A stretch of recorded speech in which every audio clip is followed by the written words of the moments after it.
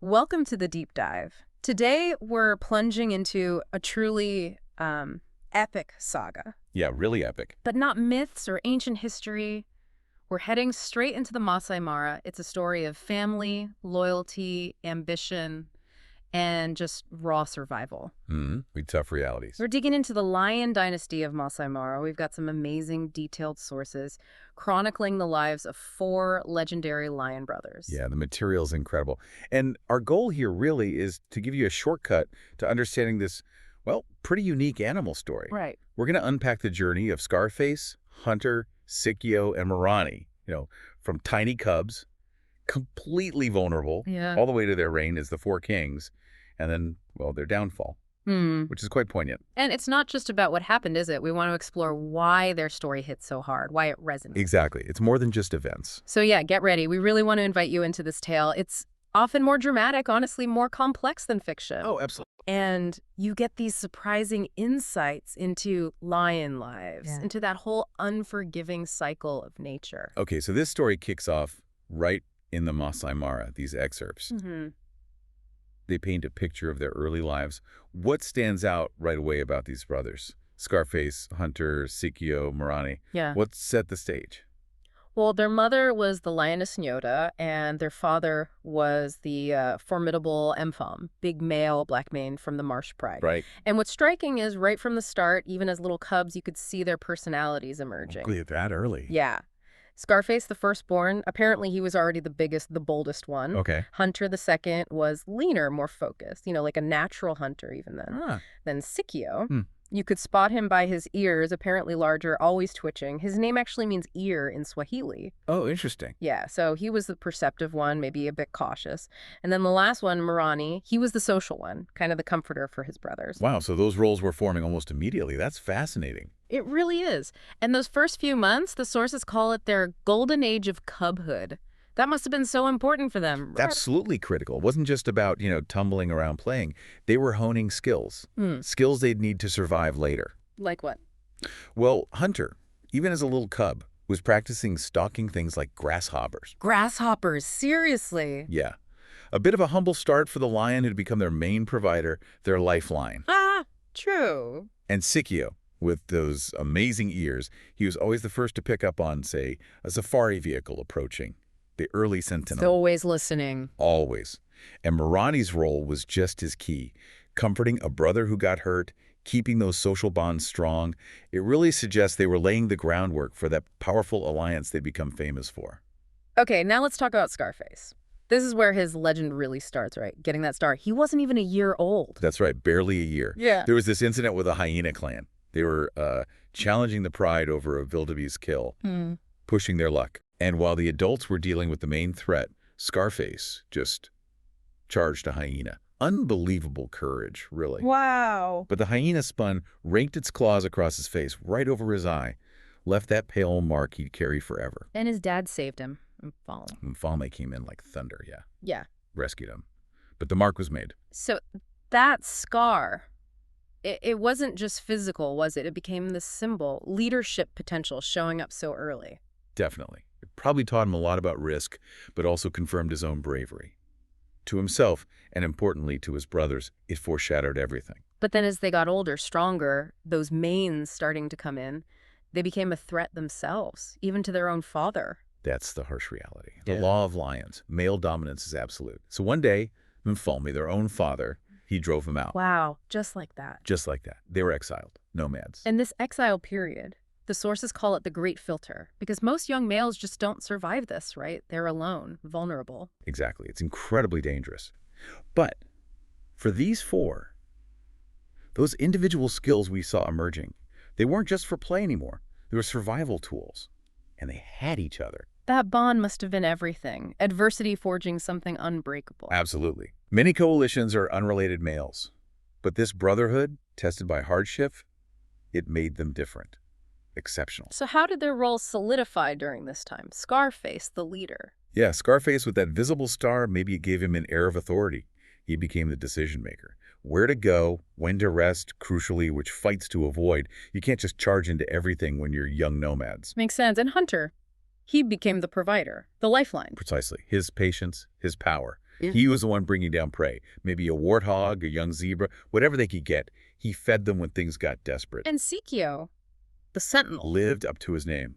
He'd find high ground, those ears constantly scanning, picking up sounds of rivals or maybe prey long before the others knew. He saved them from ambushes time and again. Their early warning system. Totally. And then Morani, the heart of the group. You have these 4 powerful, stressed males together. Tensions must have flared. Oh, I bet. It was Morani who'd groomed them, calmed things down. His presence diffused aggression, reinforced that vital alliance, and kept them together, kept them alive. That's actually a really profound point. It wasn't just about brute strength or hunting. That social cohesion, that emotional intelligence Morani represented, it was just as vital for the whole group's survival. That's a great way to put it. It highlights that survival is about the unit, not just the individual. And for 2 years, 2 hard years, they roamed, they changed, got bigger, stronger, manes filling out, scarred, hardened. They weren't boys anymore. They were kings in waiting. Exactly, kings in waiting. So around 5 years old, they're ready. They target a specific territory, right? The River Pride area. Good hunting, water, prime real estate. Prime real estate, yeah. But it was held by 2 older males. Battle-weary, maybe, but still established kings. So how did the takeover go down? Was it just a big brawl? It seems more calculated than that.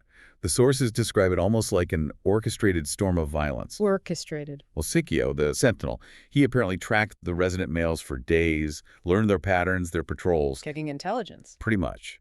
Then, Scarface picked the moment, a moonless night, and led the charge. That raises a fascinating question, doesn't it? How much strategy versus instinct is really involved here? Was this like a planned military operation or just incredibly effective coordinated instinct? Do the sources give us clues? That's the million-dollar question, and the sources lean towards incredible coordination that feels like more than just instinct. Imagine the sight. 4 huge lions, like 450 pounds each, roaring together, hitting them hard. It's terrifying. Hunter just slammed into the first male, overwhelmed him. Scarface and Morani hit the second one together, like a pincer of claws and teeth. Wow, so it was quick, decisive. Very short, brutal. The old kings were defeated, wounded, driven out, back into the nomadic life these brothers had just escaped. And just like that, the dynasty begins. They have their kingdom. They have their kingdom.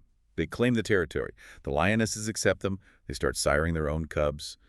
Their lineage is secured. And this is when they become legendary, known as the 4 Kings. Yeah, the local guides, everyone knew them.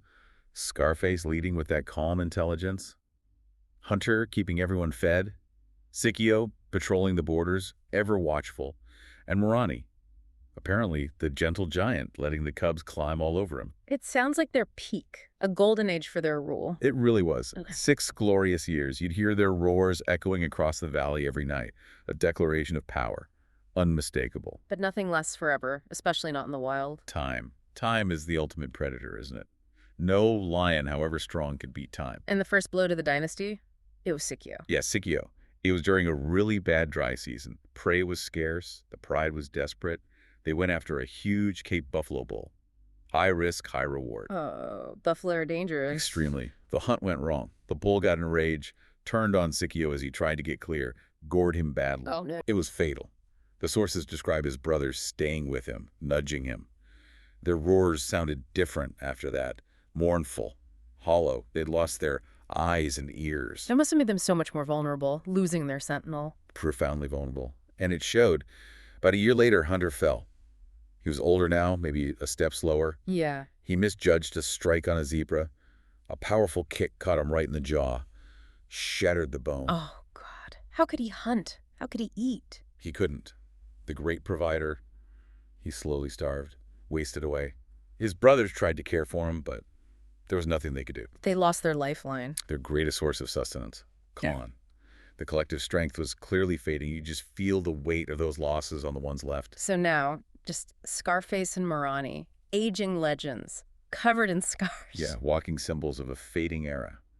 And their weakness, I didn't go unnoticed. Younger, stronger lions are always waiting in the wings. A new coalition. A new coalition. 3 ambitious young males. Strong, in their prime, they moved into the territory. The final battle, it was inevitable, wasn't it? Completely inevitable. Scarface and Morani, they fought back to back. Imagine that sight. 2 old warriors against 3 young guns. A shadow of their former selves. Roaring defiance. But the numbers, the youth, It was too much. Yeah. And then in the chaos, Morani. What happened? He did what he always did, protected his brother. He apparently threw himself in front of a killing bite aimed at Scarface. No. Sacrificed himself. The heart of the coalition stilled forever. Oh, Morani. Yeah. And Scarface, what happened to him? Driven out, broken, wounded alone. The king lost his kingdom. He became a nomad again. After everything. Yeah. Old now, that famous scar, just a pale line on a tired face. Yeah. He wandered the edges of his old territory for a few months, like a ghost. Did he die fighting too? No, he didn't die in battle. One afternoon, he must have felt the end coming. The old king dragged himself up onto a high kopje, one of those rocky outcrops overlooking the river.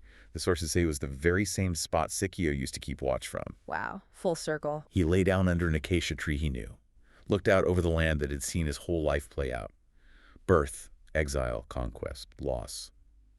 And as the sun set painting the sky, the legendary Scarface just laid his head down and breathed his last. Peacefully. What end? The dynasty was over.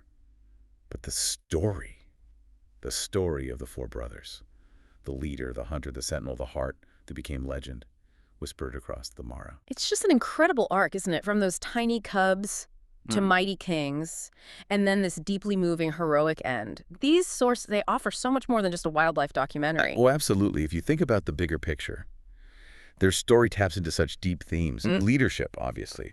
Brotherhood, that incredible bond. Loyalty. Morani's final act. Right. Survival against all odds. And just that relentless cycle of nature. Beautiful, brutal, but always turning. It really shows you the power of a collective, doesn't it? Especially one bound by family and hardship. It truly does. So thinking about it, what does the saga of Scarface, Hunter, Sikio, and Morani really tell us about the power of an alliance when everything's stacked against you? And maybe for you listening, what part of their journey, maybe one brother's strength or just their collective spirit, what resonated most deeply with you? Something to think about.